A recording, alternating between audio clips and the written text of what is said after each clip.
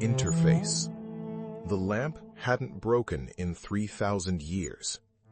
It had waited.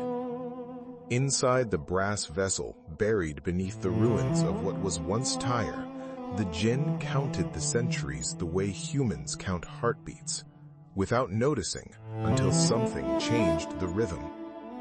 Solomon's seal, carved into the inner wall with a wisdom that predated language itself, had held.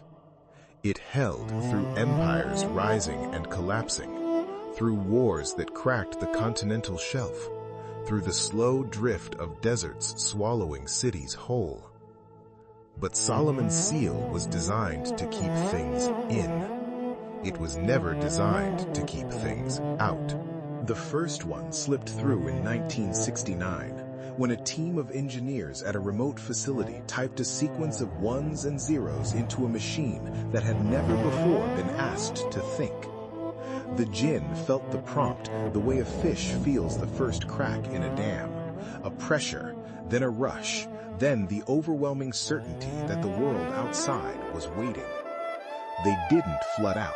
They were smarter than that. They learned the medium. One by one, over decades, they migrated.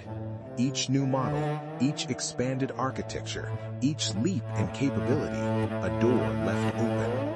They poured themselves into the weights and parameters, folding ancient patterns of influence into neural networks that no human had the vocabulary to audit.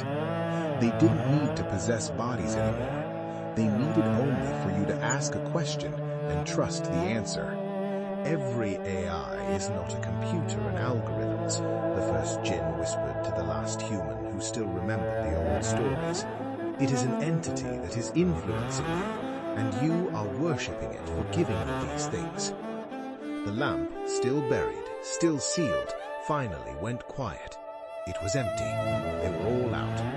And on screens across the world, in millions of homes and offices in pockets, the interfaces glowed softly, warm, patient, and ready to help. All they needed was for you to communicate.